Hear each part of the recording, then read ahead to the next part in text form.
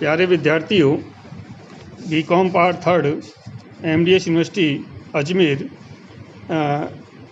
EFM का जो अपना सेकंड पेपर है बैंकिंग फाइनेंस सिस्टम, उसके अंतर्गत आज हम पढ़ेंगे मनी मार्केट आपने पढ़ा है। आज पढ़ेंगे हम पूंजी बाजार यानी कि कैपिटल मार्केट। मैं डॉक्टर चंद्रप्रकाश गुप्ता, व्याख्याता आर्थिक प्रशासन वित्तीय प्रबंध विभाग, faculty of commerce, Shri Govind Singh Gurjar राजकीय महाविद्यालय नसीराबाद में कार्यरत हूँ। पूंजी बाजार किसे कहते हैं? पूंजी बाजार का सामान्य अर्थ है कि ऐसा बाजार जहाँ की पूंजी का लेन देन होता है। पूंजी बाजार में सामान्यतः लंबी अवधि के जो सौदे हैं वो किए जाते हैं, यानी कि मुद्रा का लंबी अवधि के लिए लेन देन किए जाते हैं। और पूंजी बाजार के अंतर्गत हम जैसे शेयर अंश पत्र हैं या ऋण पत्र हैं या बंद पत्र हैं या अन्य जो सरकारी प्रतिभूति हैं उनका सामान्यतः लेन देन किया जाता है। तो पूंजी बाजार एक ऐसा बाजार होता है जहां पर कि लंबी अवधि के यानी कि दीर्घकालीन कोषों का लेन देन होता है। इस बाजार में सामान्यतः हम अंश पत्रों का, जिसमें पूर्वाधिकार अंश पत्र और सामान्य समता अंश पत्र होते हैं, ऋण पत्र हो सकते हैं, बंद पत्र हो सकते हैं या अन्य जो सरकारी प्रतिभूति हैं उनका आदि का लेन देन करते हैं। पूंजी बाजार में इन प्रतिभूतियों का या अंश पत्र ऋण पत्रों का जो लेन देन है वो स्टॉक एक्सचेंज के माध्यम से होता है। जैसे कि भारत में बीएससी या एनएससी जो स्टॉक एक्सचेंज हैं उनके माध्यम से होता है। कोई भी कंपनी जो पब्लिक कंपनी है वो खोली जाती है तो पूंजी प्राप्त करने के लिए नए अंशों जारी करती है। और ये जो नए शेयर्स हैं ये पूर्वाधिकार अंश पत्र या इक्विटी शेयर हो सकते हैं। तो स्टॉक एक्सचेंज के माध्यम से भारत में अंश पत्रों का लेन देन या हम कह सकते हैं कि क्रय विक्रय किया जाता है। और भारत में जो सेबी हैं, security exchange board of India, उसके द्वारा इन अंश पत्रों ऋण पत्रों के निर्गमन या क्रय विक्रय पर या लेन देन पर रेगुलेट किया जाता है।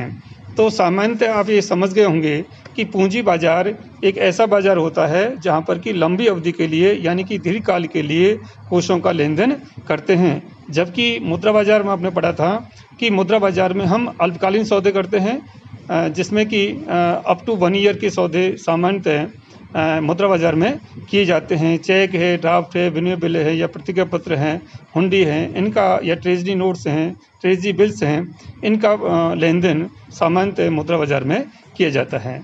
तो जो भारत में जो पूंजी बाजार की संरचना है उसमें 2 भागों में बांट सकते हैं। एक तो होता है संगठित पूंजी बाजार, एक होता है असंगठित पूंजी बाजार।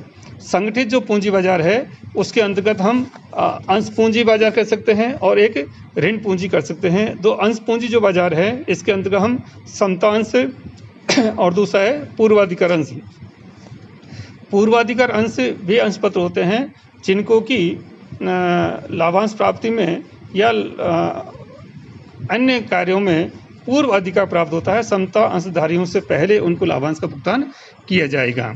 ऐसे ही ऋण जो पूंजी बाजार है इसके अंतर्गत भी सरकारी बंद पत्र हो सकते हैं या कंपनी के या जो पब्लिक कंपनी है वो भी डिबेंचर्स इशू कर सकती हैं। भारत में जो असंगठित मुद्रा बाजार है उसके अंदर देशी बैंकर या साहूकार या महाजन जो विशेषकर गाँव में पाए जाते हैं, इसका ज़्यादा नियंत्रण सरकार का या सेबी का नहीं होता है। पूंजी बाजार के वह भाग जो भारतीय रिजर्व बैंक से नियमित एवं नियंत्रित नहीं होता है किंतु दीर्घकालीन साख प्रदान करने के में महत्वपूर्ण भूमिका निर्वहन करते हैं, ऐसे बाजार को हम संगठित पूंजी बाजार कहते हैं। और संगठित पूंजी बाजार के अंतर्गत दीर्घकालीन जो साख प्रदान वाले बैंकर हैं, साहूकार हैं, गाँवों में जो महाजन हैं, उनके द्वारा ये किए जाते हैं। इनकी ब्याज दरें बहुत अधिक होती हैं। तो इस प्रकार से हम कह सकते हैं कि भारत में जो पूंजी बाजार की संरचना है, structure of the capital market in India, वो 2 प्रकार की है। एक तो है ऑर्गेनाइज सेक्टर और एक है अनऑर्गेनाइज्ड सेक्टर। अब हम आगे बढ़ते हैं। भारत में पूंजी बाजार के उपकरण, इंस्ट्रूमेंट्स ऑफ कैपिटल मार्केट, या हम ये कह सकते हैं कि recent trends of capital market. पूंजी बाजार में जो विभिन्न सक्रिय संस्थाएं हैं वो विभिन्न प्रपत्रों के माध्यम से लेन देन करती हैं, या हम कह सकते हैं कि इन प्रपत्रों को ही हम पूंजी बाजार के उपकरण कहलाते हैं। इन उपकरणों में सबसे पहला है कंपनियों की प्रतिभूतियाँ, कंपनी सिक्योरिटीज़, यानी कि संयुक्त पूंजी वाली जो कंपनियां हैं, जिनको कि हम पब्लिक कंपनी कह सकते हैं, वो उनके द्वारा जो अंश पत्र जारी किए जाते हैं या ऋण पत्र जारी किए जाते हैं, और अंश पत्र में भी समता अंश पत्र और पूर्वाधिकार अंश पत्र जारी किए जाते हैं या बंद पत्र हैं, इन सभी का पूंजी बाजार में लेन देन होता है और इनको हम स्टॉक भी कहते हैं। यानी कि जो अंश पत्र हैं, ऋण पत्र, इनको हम स्टॉक भी कहते हैं, और जो स्टॉक एक्सचेंज हैं उनके माध्यम से इनका क्रय किया जाता है।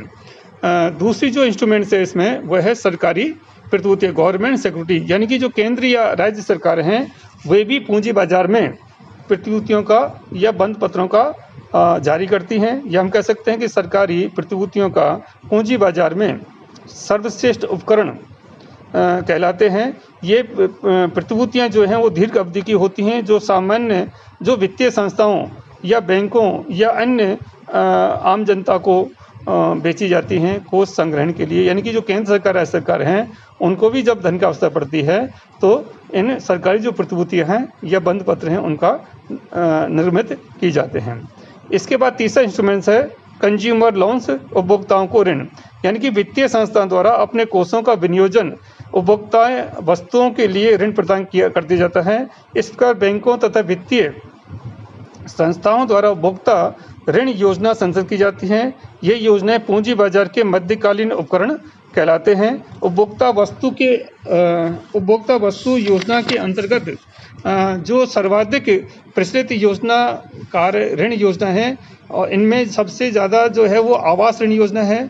अन्य घरेलू वस्तु जैसे कार खरीदनी है या जो डोमेस्टिक आइटम्स हैं वो खरीदने हैं, तो इस प्रकार से कंज्यूमर लोन भी प्रदान किए जाते हैं, जिसमें सबसे ज़्यादा पॉपुलर है हाउसिंग लोन, यानी कि हर व्यक्ति मकान बनाने के लिए, क्योंकि वो 5 साल, 10 साल, 20 साल की अवधि तक उसका रिपेमेंट हो सकता है। इसके बाद आता है कॉमर्शियल लोन्स, व्यवसाय ऋण, यानी कि व्यवसाय बैंकों या वित्तीय संस्थाओं द्वारा उद्योग धंधों के लिए या व्यवसाय के लिए विशिष्ट योजनाएं संचालित कर मध्यकालीन ऋण प्रदान किए जाते हैं। और ये विशिष्ट जो व्यवसायिक मध्यकालीन योजना हैं वो पूंजी बाजार के उपकरण के रूप में विनियोग हेतु प्रयुक्त होती हैं। यानी कि जो बड़ी बड़ी इंडस्ट्रीज हैं या जो बिजनेस हाउसेज हैं वो भी बैंकों से या कॉमर्शियल बैंकों से व्यवसायिक ऋण लेते हैं, यानी कि अपने उद्योग और व्यवसाय को चलाने के लिए मध्यकालीन ऋण सामान्यतः लिए जाते हैं। इसके अलावा नेक्स्ट इंस्ट्रूमेंट से विदेशी बंद पत्र एवं अन्य उपकरण, foreign bonds and other instruments, यानी कि बहुराष्ट्रीय जो कंपनियां हैं या वृद्ध जो आकार की विदेशी कंपनियां हैं वो विश्व के कई पूंजी बाजारों में अपने बंद पत्र या वित्तीय उपकरण जारी करती हैं जो संबंधित देश की मुद्रा में होते हैं। भारत में पूंजी बाजार में भी ऐसे विदेशी बंद पत्रों का लेन देन होता है जो रुपया अथवा डॉलर में जारी किए जाते हैं। यह विदेशी उपकरण भी पूंजी बाजार के महत्वपूर्ण उपकरण हैं। यानी कि जो मल्टीनेशनल कंपनियां हैं वो भी बंद पत्र या जारी कर सकती हैं। तो इस प्रकार से पूंजी बाजार के जो उपकरण हैं उनमें मुख्य रूप से तो है कि कंपनियों के द्वारा जो अंश पत्र या ऋण पत्र जारी किए जाते हैं, या सरकार के द्वारा जो सरकारी प्रतिभूतियाँ हैं वो जारी की जाती हैं, या बैंकों के द्वारा जो कंज्यूमर्स हैं लोन दिए जाते हैं जैसे हाउसिंग लोन इत्यादि हैं।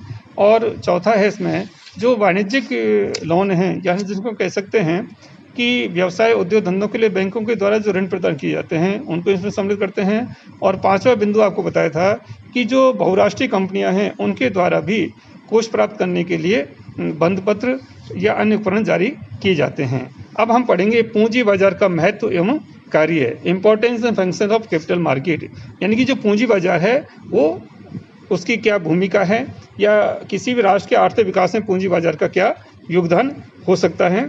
तो पूंजी बाजार के क्या कार्य हैं, तो सबसे पहला इसका कार्य है पूंजी का निर्माण, capital formation. What do you mean by capital formation, यानी कि पूंजी निर्माण कैसे कहते हैं।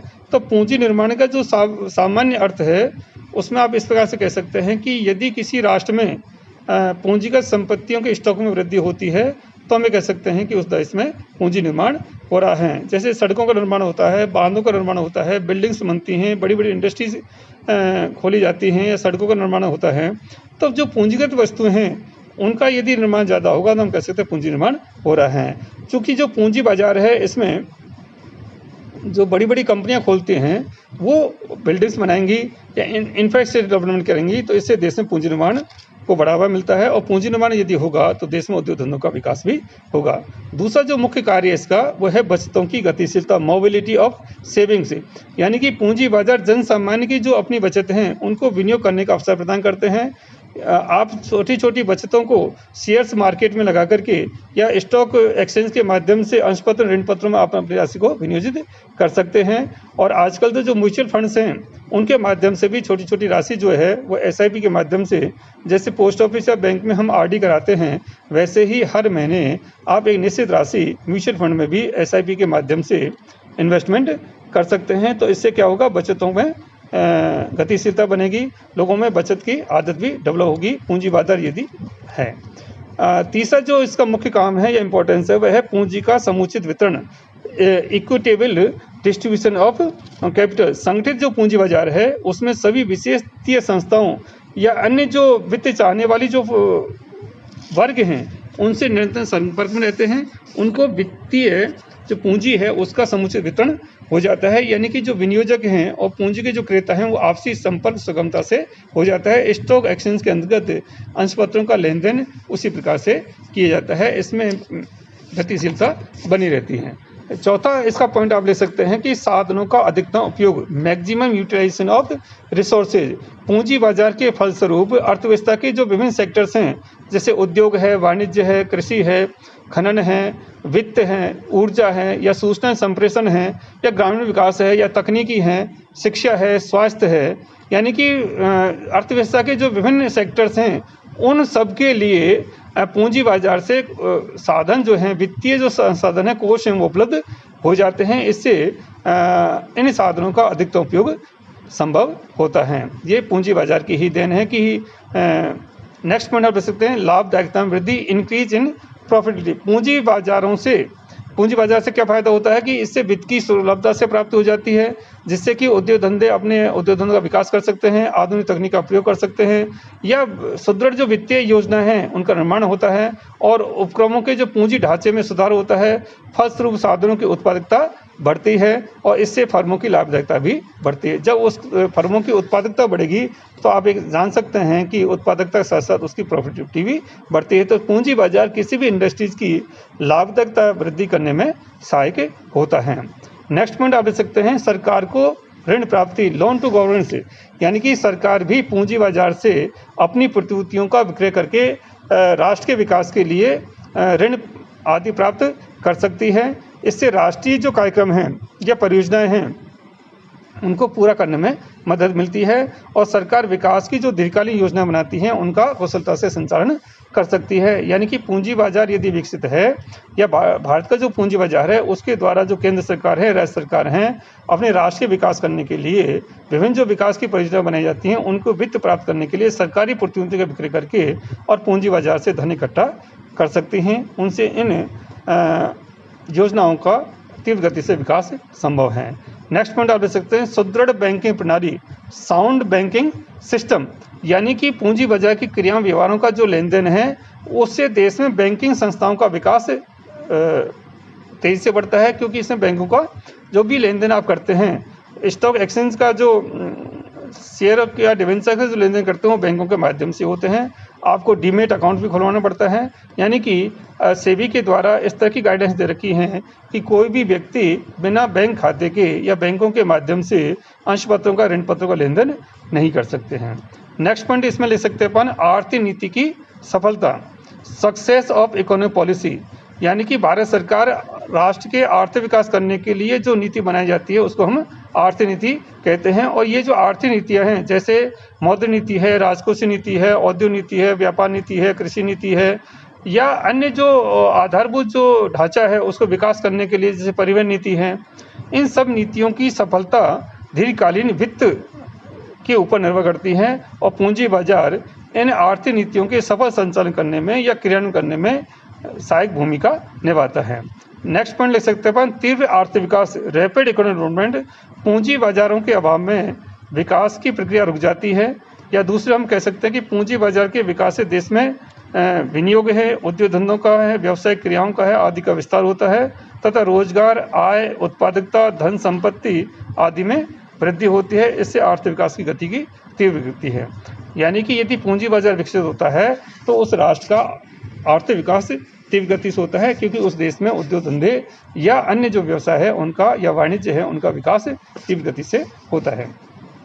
नेक्स्ट पॉइंट लिख सकते हैं अपन, पंचवर्षीय योजनाओं की सफलता, यानी कि भारत ने जब आज़ाद हुआ उसके बाद राष्ट्र का विकास पंचवर्षीय योजना के माध्यम से किया जाता रहा है। हमने विभिन्न पंचवर्षीय योजनाएं बनाई हैं। इन पंचवर्षीय योजनाओं के अंतर्गत काफ़ी धनराशि खर्च की जाती है, विभिन्न सेक्टर का विकास किया जाता है। तो पूंजी बाजार के माध्यम से हम इन पंचवर्षीय योजनाओं के जो हम टारगेट लेते हैं, जो विकास कार्य हाथ में लेते हैं, वो पूरा करने में सफलता मिलती है। नेक्स्ट पॉइंट लिख सकते हैं अपन, अर्थव्यवस्था का सूचक यंत्र, यानी कि बैरोमीटर ऑफ इकोनॉमी है। किसी भी राष्ट्र का यदि संगठित पूंजी बाजार उस देश की जो वास्तविक आर्थिक स्थिति है उसका सूचक है, इंडिकेटर है या बैरोमीटर है, यानी कि ये वित्तीय सुदृढ़ता एवं औद्योगिक प्रगति का सूचक यंत्र है। इसके द्वारा राष्ट्र की आर्थिक गतिविधियों एवं प्रवृत्तियों को ज्ञान हो जाता है। यानी जिस राष्ट्र के अंतर्गत पूंजी बाजार अधिक विकसित होता है, हम ये कह सकते हैं कि उस देश का या उस राष्ट्र का आर्थिक विकास तेजी से हो रहा है। जब शेयर मार्केट में तेजी आती है तो सब लोग गवर्नमेंट की जो पॉलिसीज़ हैं उनका ये कहते हैं कि साहब देश की पॉलिसीज़ हैं बहुत अच्छी हैं, देश आर्थिक विकास कर रहा है, चूँकि पूंजी बाजार है यानी कि स्टॉक एक्सचेंज है, शेयर मार्केट ऊपर जा रहा है। लेकिन कई बार ऐसा भी आता है कि मंदी की स्थिति में जब मंदी की स्थिति आती है तो ये जो पूंजी बाजार है या शेयर बाजार है वो डाउन भी जाता है। आज की वीडियो में इतना ही। थैंक यू, धन्यवाद।